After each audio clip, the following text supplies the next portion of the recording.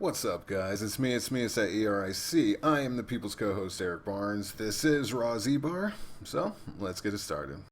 Alright, so again, it was a good week to start the show because it didn't start off with the Authority or the McMahons, so that's always a good thing. They're switching it up. I like it.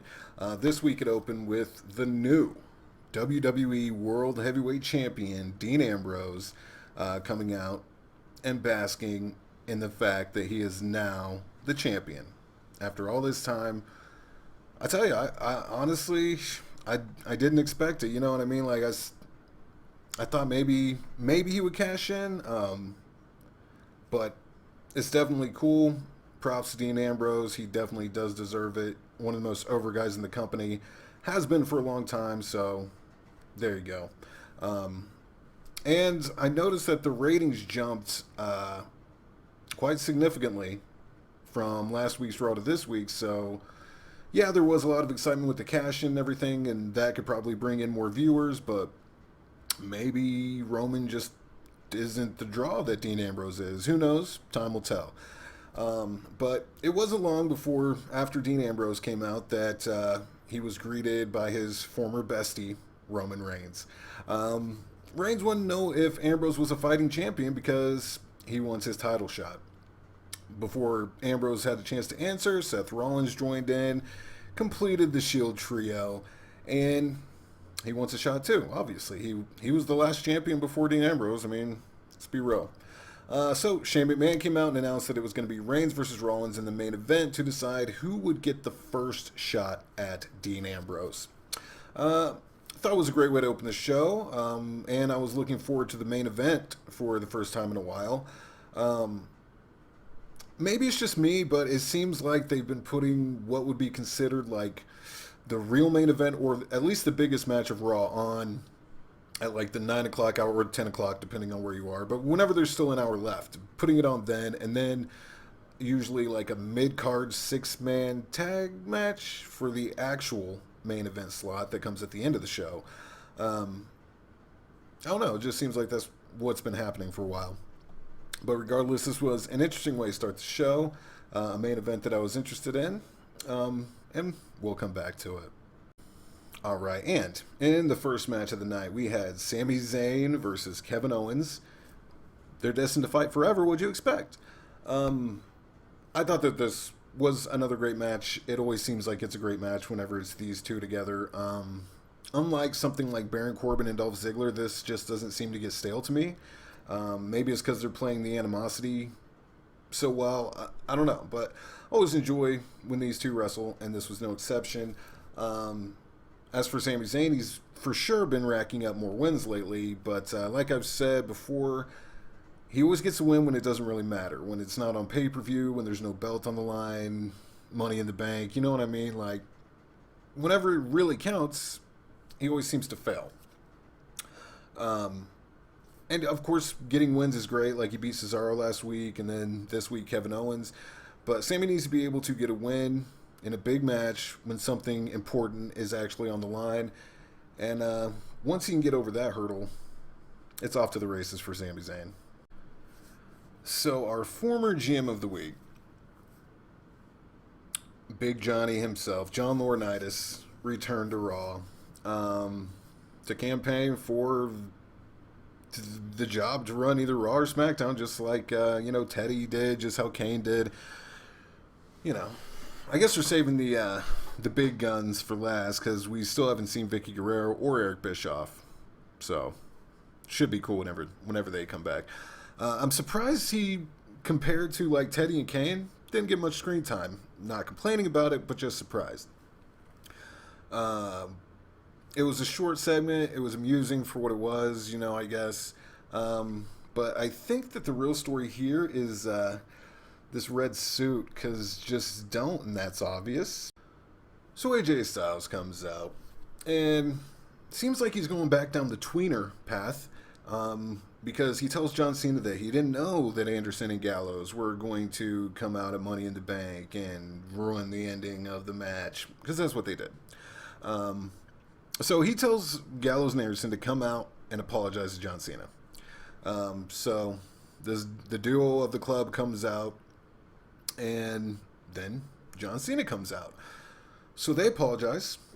I don't see what John Cena's problem is. They apologize to him. Anyway, so they even gave Cena a shot at any member of the club that he wanted to face, except for AJ. So Cena took on Carl Anderson, and I got to tell you, for a member of what is being pushed as one of the most dominant tag teams currently in the WWE, he totally got his ass handed to him by John Cena.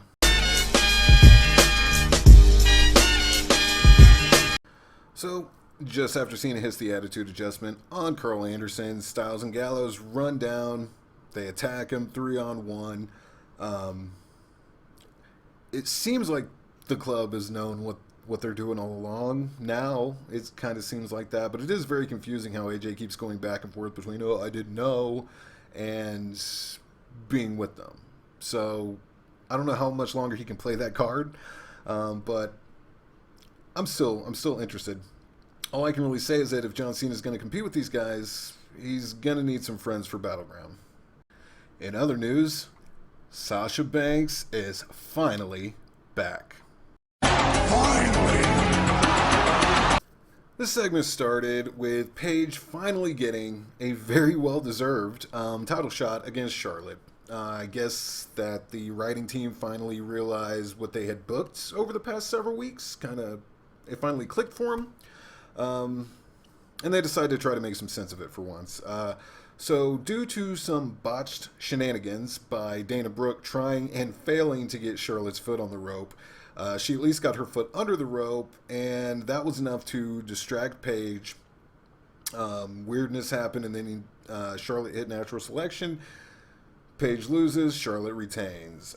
So Charlotte and Dana, then they're getting ready to wail on Paige, 2-on-1, when out comes the boss. Sasha's back. Paige and Sasha sent Charlotte and Dana on the run, and it looks like we finally have a legitimate contender for the Women's Championship. Good stuff. We also had the return of the Wyatt family, minus Luke Harper. Obviously the heart of the family, but regardless, they're back.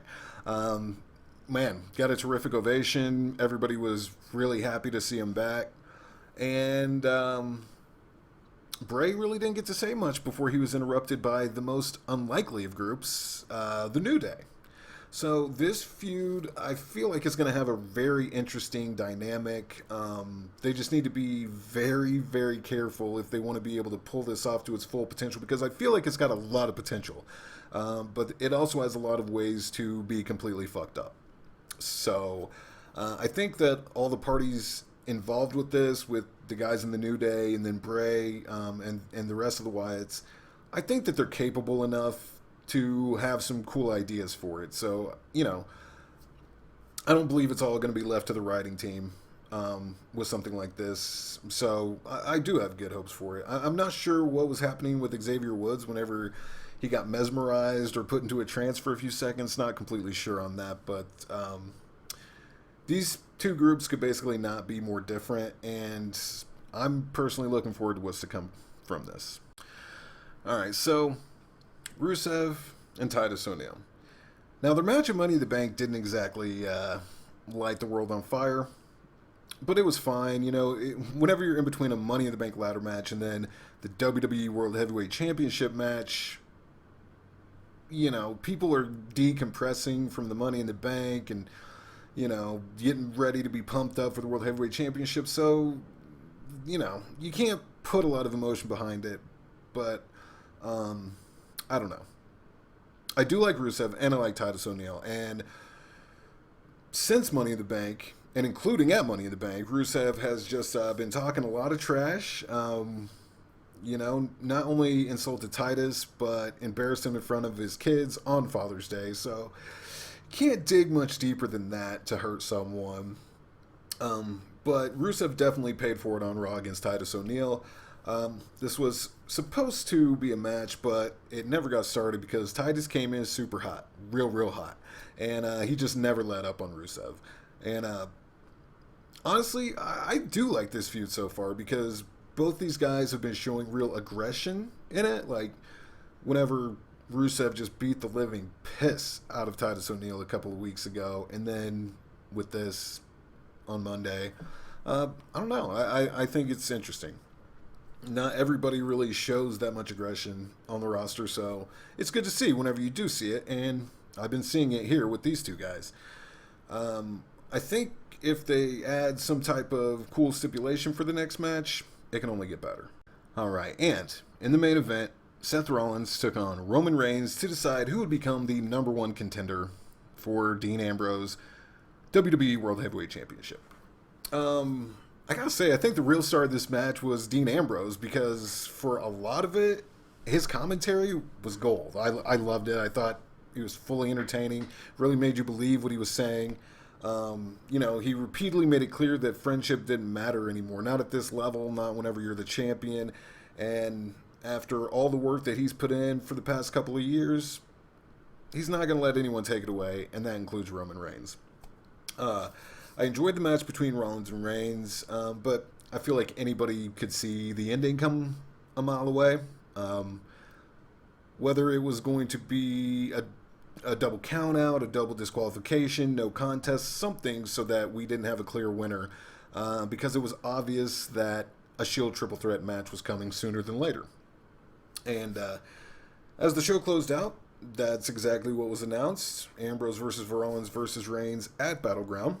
But the night did not end before Dean Ambrose hit a Dirty Deeds on both Roman Reigns and Seth Rollins. And he got Roman first. Yeah, got to give it up. So anyway, as everybody knows, now that main event is in jeopardy due to Roman Reigns being suspended.